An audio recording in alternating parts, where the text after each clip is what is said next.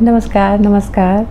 मैं भारती कुमारी फिर से आ गई हूँ आप लोगों से अपनी बातें करने अपने पॉडकास्ट पे जिसका नाम है तेरे मेरे किस्से विद भारती कुमारी।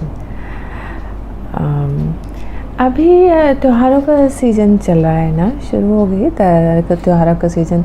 हमारे यहाँ तो सावन की झड़ी और त्योहारों की झड़ी साथ साथ चलती है। वैसे तो सालों भर होते हैं त्यौहार, बट सावन के बाद और ज़्यादा ही शुरू हो जाती है। एक तरह से कहें तो एक तो सावन पूरा मास ही अपने आप में त्यौहार है हमारे लिए, और फिर रक्षाबंधन, जन्माष्टमी, गणेश चतुर्थी, और अब तो खैर लगी रहेगी दुर्गा पूजा, दीपावली, छठ, बहुत सारे। तो अब हर साल जब त्यौहार आते हैं तो त्योहारों का क्या मतलब है? खुशी, उल्लास, अपने परिजनों से मिलना, एकदम खूब अच्छा खाना पीना, धूम धड़ाका, और बस यही सब, जितनी खुशियाँ हो सके। लेकिन इसके साथ एक और चीज़ आती है, वो होता है व्रत। बहुत सारे त्योहार ऐसे होते हैं जिसमें व्रत किया जाता है। सब अपनी अपनी श्रद्धा के हिसाब से करते हैं, अपने जो जितनी देर कर पाता है। जो नहीं कर पाता वो नहीं भी करते हैं, सब उस हिसाब से अपने आप को करते हैं लोग। लेकिन इसमें कुछ बातें होती हैं कि अब कुछ लोग यहाँ पे आ जाते हैं कि व्रत त्योहार तो ढकोसला है, क्यों करते हैं, या फिर कुछ व्रत तो ऐसे हैं जो पितृसत्तात्मकता को पोषित करते हैं। अब सबके अपने अपने वर्जन होते हैं सबकी बातों के कि क्या कारण है। जो करता है व्रत उसके अपने कारण है, जो नहीं करता उसके अपने कारण है। अब दिक्कत ये होती है ना कि आप व्रत करना है, जिसे करना है वो करे, नहीं करना है अपना करे। करने वाले ना करने वाले को ये ना पूछे कि क्यों भाई तुम क्यों नहीं कर रहे हो, और ना करने वाले से ये ज़्यादा सवाल ना पूछे कि तुम क्यों कर रहे हो, ये तो फालतू है, ये तो शोषण की बात है, ये तो पितृसत्तात्मक है, या फिर जो भी हो। हम अपने अपने रास्ते पे चल सकते हैं ना, मतलब कोई ज़रूरी नहीं है कि हम क्रॉस करें ही। ये चीज़ें हमें माननी होगी कि ये चीज़ें व्यक्तिगत आस्था की है, व्यक्तिगत विश्वास की है। अगर किसी को ये विश्वास है कि मैं जो ये व्रत कर रही हूँ या कर रहा हूँ तो इससे मेरे परिवार का भला होगा, मेरा भला होगा, मेरे समाज का भला होगा, तो ये उसकी आस्था है। मुझे लगता है दुनिया में आस्था और विश्वास से बढ़कर कुछ नहीं है। और कुछ भी करें आप, किसी के आस्था और विश्वास पर चोट ना पहुँचाएं कभी भी, कोशिश ये रहे। हाँ, दूसरी बात आती है फिर वही हठ धर्मिता की बात और थोपी गई चीज़ें। कोई भी चीज़ थोपी नहीं जानी चाहिए, फिर वो बोझ सा लगने लगता है। खास करके व्रत जैसी चीज़ें जो एक लंबे समय तक भूखे रहने की बात होती है, 24 घंटे, 36 घंटे, कभी कभी उससे भी ज़्यादा। कोई निर्जल रहता है, कोई सिर्फ फल खाकर रहता है, तो थोपी नहीं जानी चाहिए। अगर किसी का शरीर या किसी के अंदर से वो भावना नहीं आ पाती है कि मुझे व्रत करना ही चाहिए, तो उसे छोड़ देना चाहिए स्वतंत्र, और उसके आसपास इस तरह का स्वस्थ माहौल तैयार किया जाना चाहिए कि वो अपना फैसला लेने में स्वतंत्र रहे कि हाँ भाई मैं नहीं कर पाऊँगा या मैं नहीं कर पाऊँगी तो मैं नहीं करूँगी, तुम्हें करना है तुम करो, ठीक है। तो ये उस पर थोपा नहीं जाना चाहिए कोई भी चीज़। थोपी गई तो कोई भी आपको लगेगा कि मैं किसी के लिए अच्छा ही कर रहा हूँ, लेकिन अगर आप किसी पर थोप रहे हैं और कोई कितनी भी अच्छी चीज़ हो, कोई ज़बरदस्ती ग्रहण कर रहा है, तो निश्चित रूप से वो अच्छा तो कभी भी नहीं हो सकता। थोपी गई और ज़बरदस्ती लादी गई चीज़ तो कभी किसी के लिए अच्छी नहीं हो सकती। अब ये सभी मानते होंगे कहीं ना कहीं। दूसरी बात, अब कुछ लोग ऐसे भी होते हैं, या फिर हम कहें कि ये जो थोड़ा सा भ्रम फैलता है कि ये सब ढकोसले हैं, ये अंधविश्वास है, या फिर ये पितृसत्तात्मकता को पोषित करता है। तो मुझे लगता है कहीं ना कहीं ऐसा कहने वाले या इस चीज़ को नकारने वाले दोनों की ही कमजोरी ये हो जाती है कि जो ऐसा कहते हैं वो बात की तह तक नहीं जाते। कि कोई भी चीज़ अगर चल रही है, कोई त्यौहार हो, कोई व्रत हो, तो किस परिप्रेक्ष्य में कब ये शुरू हुआ होगा और उस शुरू होने की क्या वजह रही होगी, है ना। और जो समर्थन कर रहे हैं कि नहीं ये चीज़ तो करनी ही चाहिए, तो वो भी अपनी बात को पूरी तर्क और जानकारी के साथ नहीं रख पाते हैं कि क्यों आपको करना चाहिए, और अगर आप कम से कम ना करें तो विरोध ना करें। तो गलती तो मैं तो कहूँगी, खैर गलती सही का जजमेंट तो कोई कैसे नहीं दे सकता है, मैं क्या, कोई भी नहीं ना दे तो बेहतर है।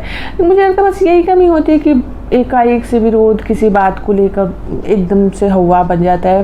तो जहाँ तक अपनी संस्कृति की बात है हमारे में, तो हम प्रकृति की पूजक हैं हमेशा, और मैं मानती हूँ कि हर कुछ प्रकृति से जुड़ा होता है। हमारे इवन जितने भी त्यौहार हैं, ज़्यादातर तो हार्वेस्ट फेस्टिवल होते हैं, तो निश्चित रूप से वो हमारी कृषि से जुड़ी हुई चीज़ें होती है।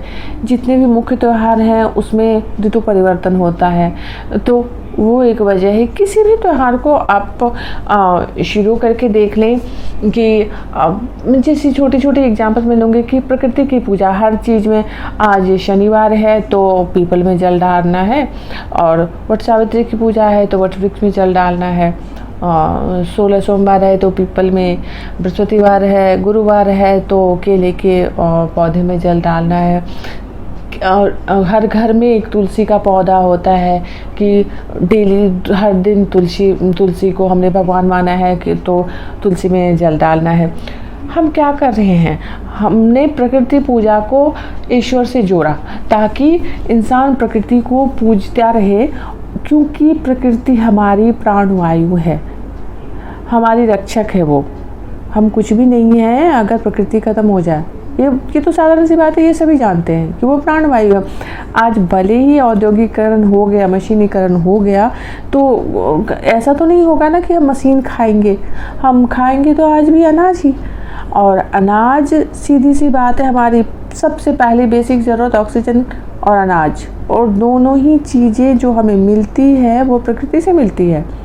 तो हम किसी भी त्यौहार, किसी भी व्रत के रूप में हम प्रकृति की पूजा करते हैं। कभी प्रकृति को धन्यवाद ज्ञापन करते हैं और कभी पूजा करते हैं कि आप जो हमें दे रही हैं प्रकृति, वो आप हमें ऐसे ही देते रहें, आप हम पर दया बनाए रखें। हम मानव भी एक तरह से ये वादा करते हैं कि हम आपकी सुरक्षा करेंगे, हम आपको क्षति नहीं पहुंचाएंगे। हालांकि हम मानव इतने उदार हैं नहीं कि हम क्षति नहीं पहुंचाएंगे, क्षति तो हम भरपूर पहुंचाते हैं। उसमें तो कुछ कह ही नहीं सकते हम कि हम क्षति कितनी पहुंचाते हैं। लेकिन जब इतनी बड़ी आबादी में हम रहते हैं, इतने बड़े भूभाग में और इतनी बड़ी आबादी में, तो हर तरह के लोग हैं। जाहिर सी बात है, अगर कोई क्षति पहुंचाता है तो निश्चित रूप से कोई ना कोई बचा भी रहा है, तभी संतुलित रूप से चल रही है चीज़ें। तो सीधी सी बात है कि कोई व्रत, त्यौहार या पूजा, हम प्रकृति की पूजा करते हैं, और सबका अपना अपना ढंग है करने का, है ना। तो सब अपने अपने ढंग से कीजिए, है ना। और दूसरी बात, किसी भी व्रत या त्यौहार को प्रकृति से जुड़ी है और मानव के स्वास्थ्य से भी जुड़ी है, दोनों चीज़ें हैं। कहते हैं कि एक निश्चित अवधि के बाद अगर हम जो खाते हैं, अन्न ग्रहण करना कुछ समय के लिए अगर छोड़ दें तो वो हमारे शरीर के लिए बहुत अच्छा होता है। जैसे डिटॉक्स कहते हैं कि वो शरीर की सफाई हो जाती है एक तरह से, अगर हम कुछ देर छोड़ देते हैं। तो वो एक कारण रहा होगा शुरू करने का। एक निश्चित अवधि पर सबके लिए विकल्प खोले गए हैं कि आप कोई साप्ताहिक व्रत कर लो। जैसे एकादशी का व्रत है, महीने में 2 बार आता है, तो बहुत सारे लोग वो करते हैं एकादशी का।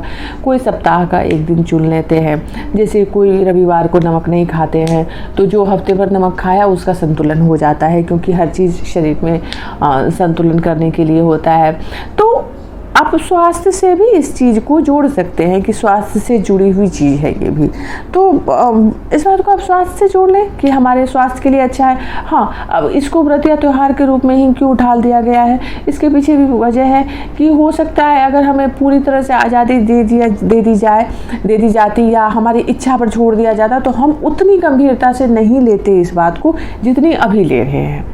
अगर हमने तुलसी को ईश्वर के दर्जा दिया है, भगवान मानते हैं तुलसी माता, तो हम उसमें रोज़ जल डालते हैं। तो हो सकता है कि हम अगर नहीं दिया जाता तो हम रोज़ ना डालते, क्योंकि अगर तुलसी का पौधा आपके घर में है तो सर्दी हो, खांसी हो, कफ हो, दांतों में कोई दिक्कत हो आपको, या मुंह में दुर्गंध आती हो, कुछ भी ऐसी छोटी से लेके बड़ी चीज़ की समस्या का एक निदान है। तुलसी का पत्ता लाओ, उसका काढ़ा बना लो, उसको ऐसे ही चबा लो, उसको शहद के साथ खा लो।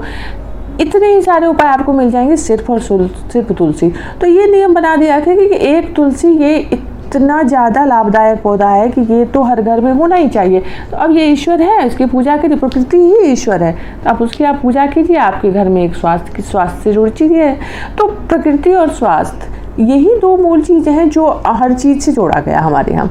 और मुझे लगता है सिर्फ हमारे यहाँ ही नहीं, हमारी संस्कृति में ही नहीं, लगभग हर समुदाय में यही कारण रहा होगा कि जब वो शुरू हुआ होगा तो जो आसपास का जो तब का परिवेश होगा उसके हिसाब से उनके त्योहार रहे होंगे, उनका पहनावा, उनका खाना, उनका व्रत जो भी हुआ होगा उस हिसाब से।